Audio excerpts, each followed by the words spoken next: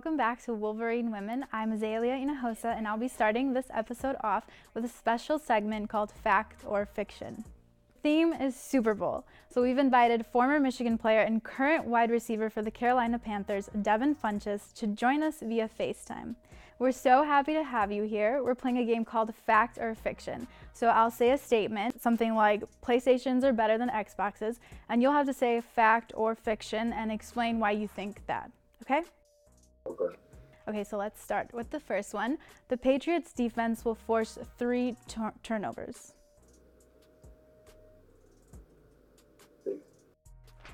Why? Because Matt Ryan and Julio Jones have been outstanding, and Tevin Coleman and Devontae Freeman have been toting it good, so I don't really see a turnover happening. Okay. All right, so next, Tom Brady will throw to Julian Edelman more than 8 times. Fact. Fact? Yeah. Okay, next one. Matt Ryan will throw between 300 and 325 yards. Fiction. Fiction?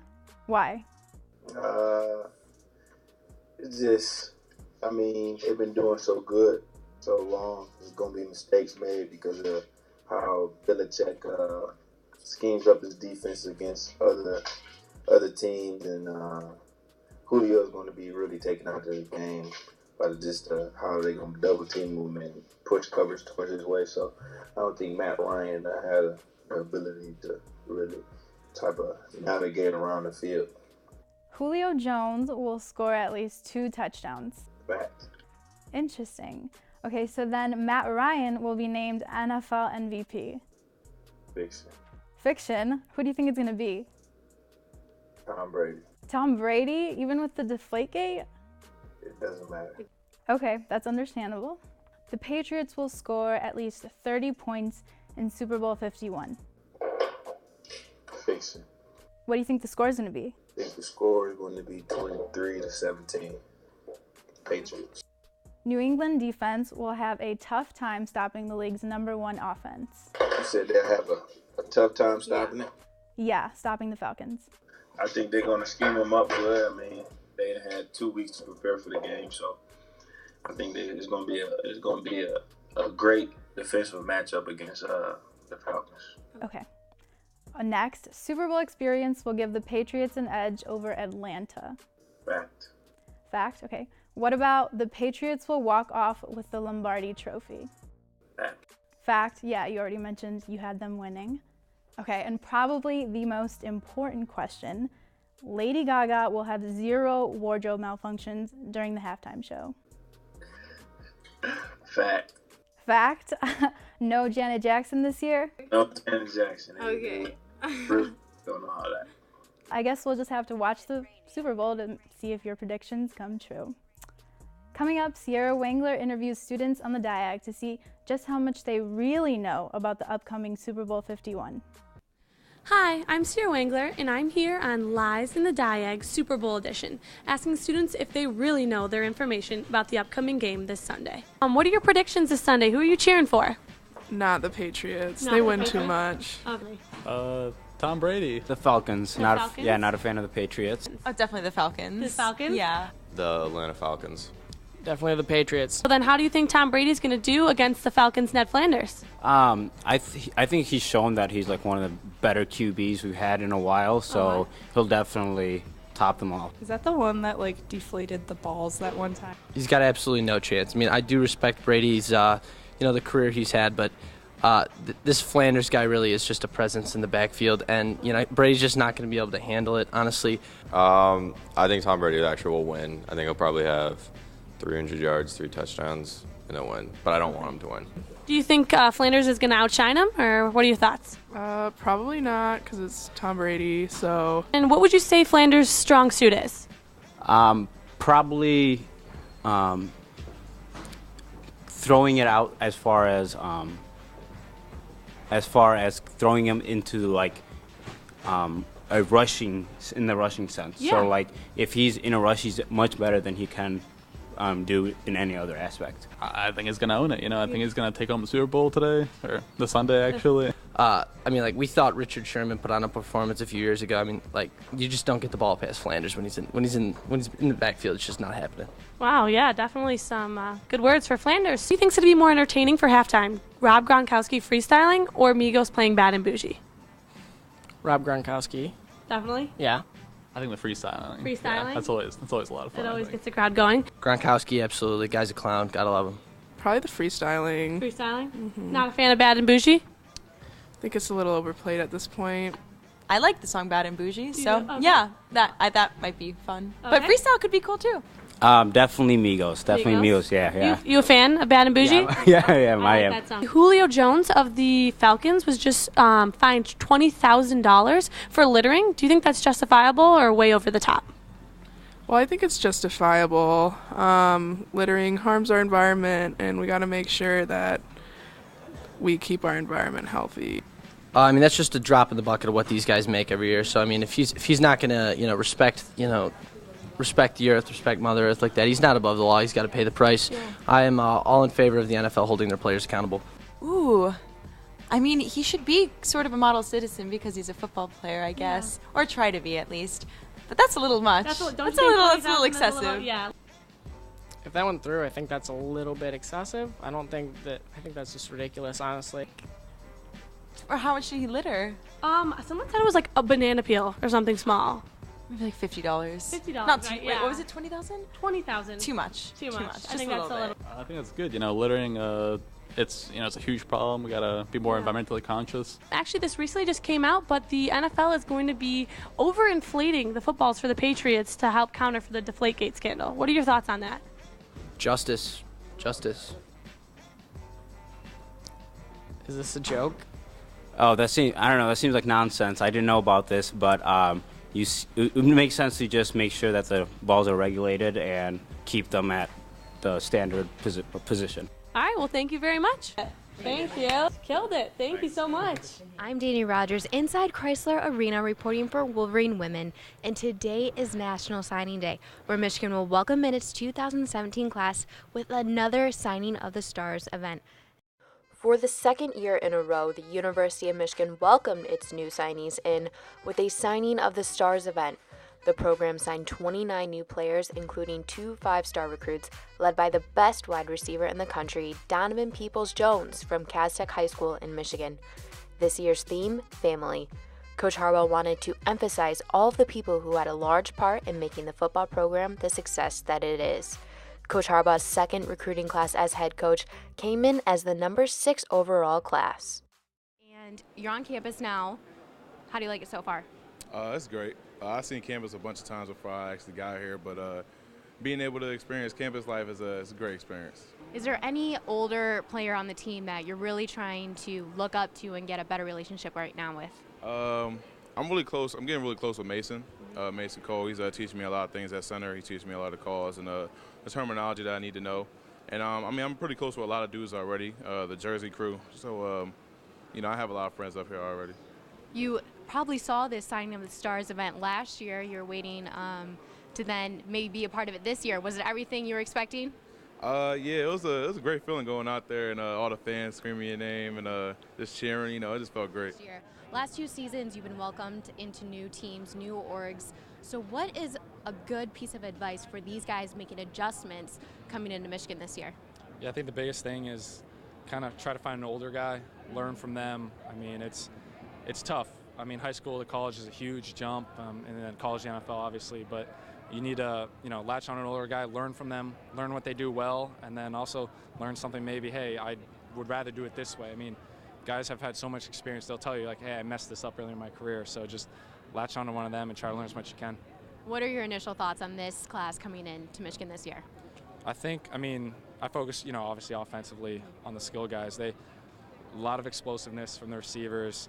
And then Dylan McCaffrey, as a quarterback, obviously I watched him.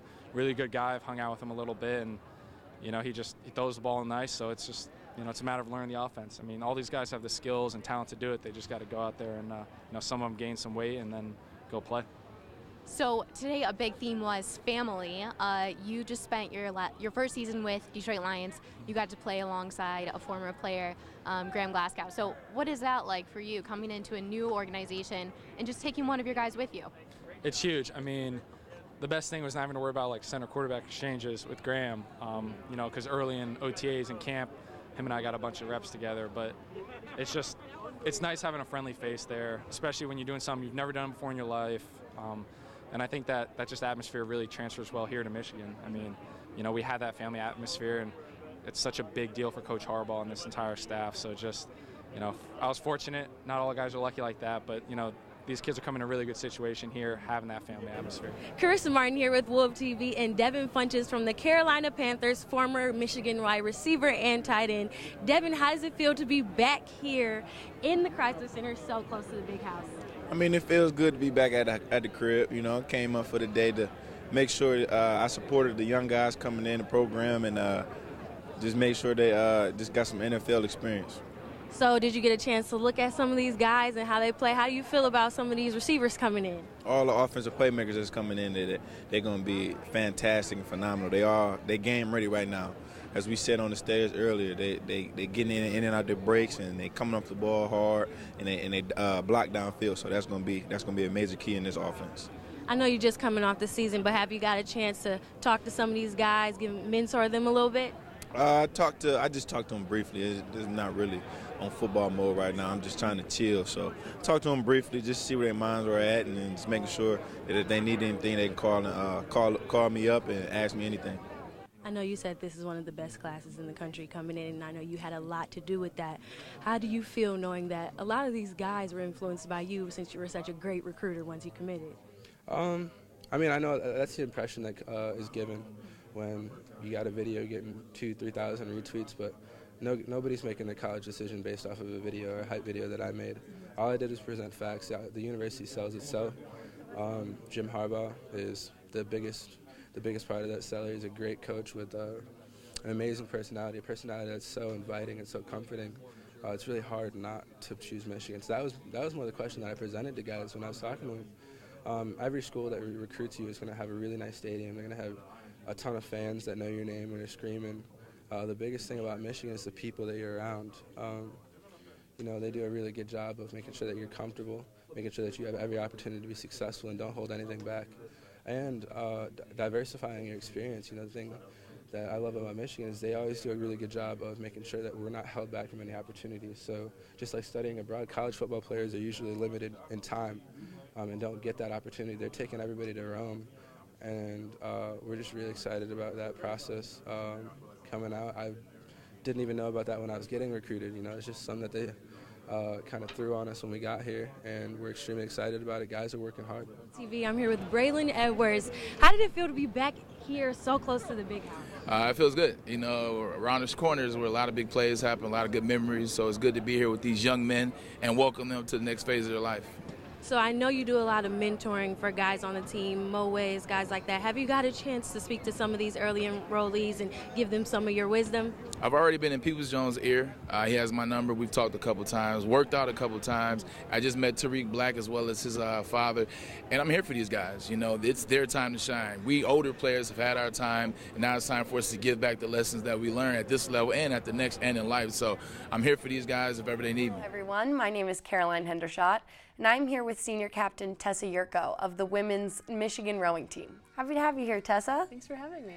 So I want to talk a little bit about your team's success this past fall at the head of the Charles Regatta. That's one of your major races. Can you talk a little bit about that? Yeah, absolutely. Head of the Charles is a time trial race in Boston. It's one of the biggest rowing events of the year and pretty much in the world. We have hundreds of clubs, high schools, colleges, thousands of athletes, hundreds of fans. And this year we sent 2 8s. Normally we would only send 1, but last year and this year we had the opportunity to send 2 8s. And our 1 V8 placed 3rd collegiately and our 2 V8 placed 8th collegiately, which was a really big deal for our program. Wow, great finishes. Yeah. Have you finished that high previously in past years? I'm pretty sure my freshman year we finished 5th overall, but I'm not sure what place collegiately. But this is a really big deal for our program because we haven't sent 2 boats that have finished that well ever. And to have 1 boat in the top 10 boats of our category is a really big deal, but to have 2 boats is a really, really big deal for our program. And I'm pretty sure no other rowing program has done that, so it was really cool. That's great. So I know that the fall season ended and spring hasn't started yet. So you are in the winter training period. Can you talk about what you guys do and how you train during the off season? Yeah, absolutely. So winter training starts roughly the 2nd week of November because that's when we go off the water and we're technically in 8 hours with NCAA regulations. Sorry. And it lasts until I think after spring break. So we're inside for about 3.5, 4 months. And usually during that time we're inside on the rowing machines, we're doing weightlifting, we're doing extra core workouts. And we have a lot of flexibility between when we get off the water in November until about our winter training trip in January. Awesome. So I know that the indoor rowing, the biggest thing that you guys stress are erg tests on the rowing machine. Yeah. So what do those consist of? We have several tests that we do. The biggest one that we do every single Friday is 2x6K. So that is 2 pieces that are 6,000 kilometers each.